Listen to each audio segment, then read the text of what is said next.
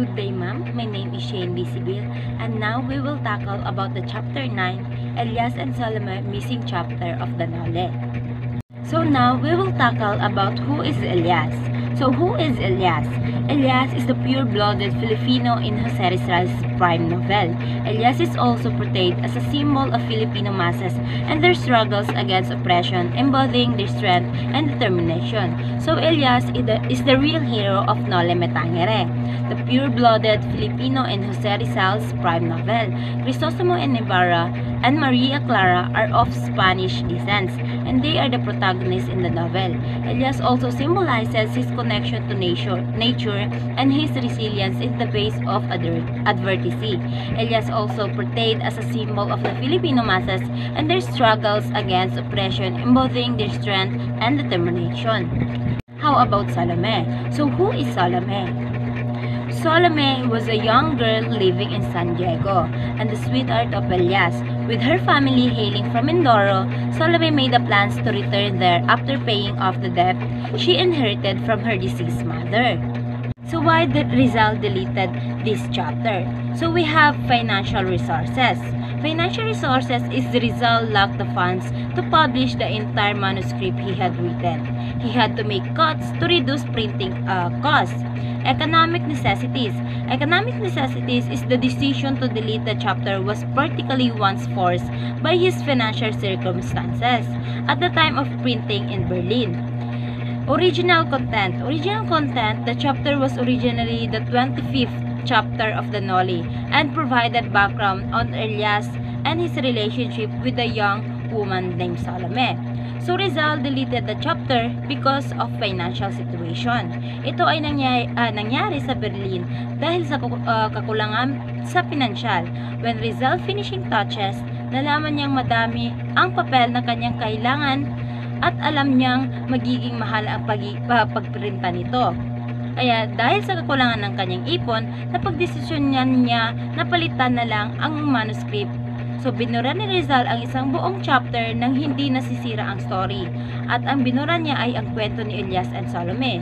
So the only reason why Rizal deleted the story is para makatipid ng printing expenses dahil kulang nga ang kanyang pondo na nalikom. Naapektuhan si Elias sa ginawa ni Rizal sa kanya. Napagtanto niya na mas kinonsider ni Rizal si Ibarra na mas importanteng karakter kahit pa si Elias ay isang nobler. So what are the consequences of deletion? So as a result, the chapter was omitted, forgotten from the published version of the novel, making it appear that Elias and Salome doesn't exist. Later on, however, Rizal repented having killed Elias. He wrote, "I'm sorry, I have killed Elias instead of Crisostomo Ibarra.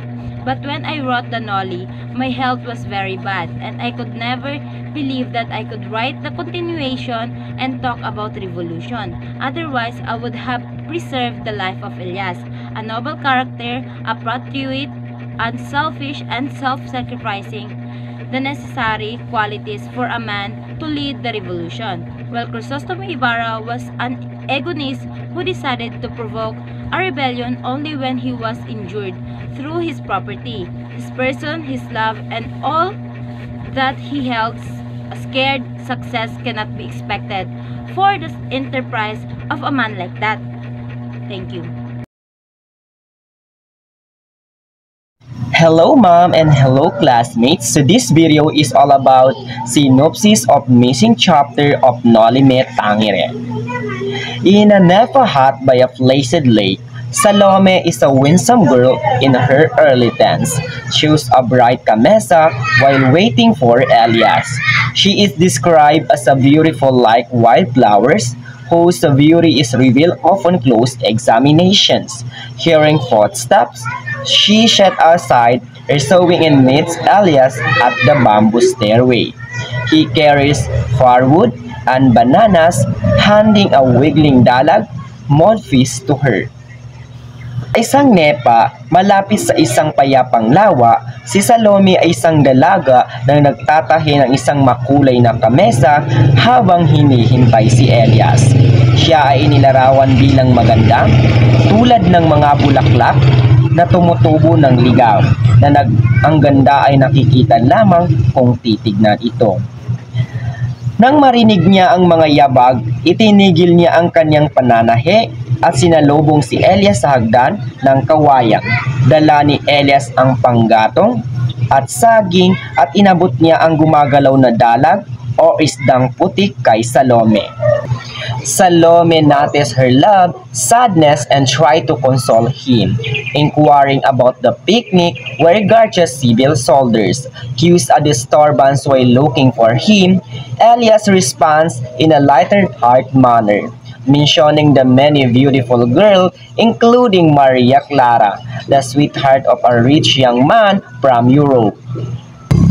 Napansin ni Salome ang kalungkutan ng kanyang kasintahan at sinubukang aliwin siya. Nagtatanong tungkol sa picnic kung saan nanggulo ang mga sundalong Garcia habang hinahanap siya. Sumagot si Elias ng pabiro, binanggit ang mga maraming magagandang babae, kabilang na dito si Maria Clara, ang kasintahan ng isang mayamang binata mula pa sa Europia. Later, as the young man prepares to leave, he softly say goodbye, remarking that the setting sun makes his presence seem inappropriate. He adds that Salome has been crying, which she denies with a smile. Pagkatapos, habang naghahanda ng umalis ang binata, malumanay siyang nagpaalam, sinasabing hindi magandang tignan na inabutan siya ng gabi doon. Dahil sa papalubog na ang araw, sinabi rin niya na umiiyak si Salome at itinanggi naman ito sa pamamagitan isang ngiti. Salome explained that she is crying because she will soon leave the house where she grew up. She feels it's not right for her to live alone and plans to live with relatives in Mindoro. She hopes to pay off her mother, implementing the giving up the house where she was born is like giving up a part of herself. She foresees a typhoon and flood that will wash everything into the lake. Elias and Salome discussed their relationship and futures. Elias expressed concern that Salome is tired of his friendship and wants him to leave. Salome denies this, stating she is content with her life and values their friendship. Elias revealed his past and the misfortunes he carries, explaining why he cannot be with her, as it doesn't want his future children to suffer. He urged Salome to forget him and find someone else. Salome suggests he go with her, but Elias refused, stating he has forfeited his liberty. He then recounts how Ibarra saved him from a crocodile and he vowed to repay the debt. Nag-usap sina Elias at Salome tungkol sa kanilang relasyon at kinabukasan, ipinahayag ni Elias ang kanyang pag-aalala na baka pagod na si Salome sa kanilang pagkakaibigan at gusto na siyang umalis. Itinanggi ito ni Salome at sinabing kontento siya sa kanyang buhay at pinahalagaan ang kanilang pagkakaibigan. Iminunyag ni Elias sa kanyang nakaraan at pagkasakit ng kanyang dinadala, at ipinaliwanag kung bakit hindi sila maaaring magsama dahil ayaw niyang magdusa ang kanyang magiging mga anak. Hinimok niya si Salome na kalimutan siya at humanap ng ibang tao. Iminungkahi ni Salome na sumama na lamang si Elias sa kanya. Ngunit tumanggi si Elias na sinasabing isinuko na niya ang kanyang kalayaan. Pagkatapos, isinalaysay niya kung paano niya iniligtas si Ibarra mula sa isang buhaya at nangako siyang babayaran ito ng utang na loob. Elias and Salome share a poignant farewell. Salome pleads with Elias to stay in her house, believing that even in her absence, her memory and the essence of their shared moments will linger, creating illusion of the presence. Elias, however, dismisses this with a wave of his and convinced that she will eventually forget him. They disenchase from a tender embrace, and Elias depart with heavy heart, walking along a lonely path shadowed by stress in fading twilight. Salome watches him go sadly, listening to the sound of his footsteps disappearing into the gathering darkness. Sina Elias at Salome ay nagpaalam na sa isa't isa. Isang madamdaming tagpo, hiniling ni Salome kay Elias na manatili sa kanyang bahay, naniniwalang kahit na wala na siya, ang kanyang alaala at ang diwa ng kanilang pinagsamahan at mga sandali ay manatili na nililikha ng ilusyon ng kanyang prinsesya. Gayunpaman, tinanggihan ito ni Elias sa pamamagitan ng pagwawagway ng kanyang kamay. Kumbinsido na siya ay tuluyan makakalimutan, kumala sila mula sa isang magiliw na yakap at umalis si Elias, na may mabigat na puso na naglalakad sa isang malungkot na landas na nalililiman ng mga puno sa paglubog na takip silim. Pinagmamasdan siya ni Salome habang papalayo, malungkot na pinakikinggan ang mga tunog ng kanyang mga yapak na naglalaho sa papalapit na kadiliman.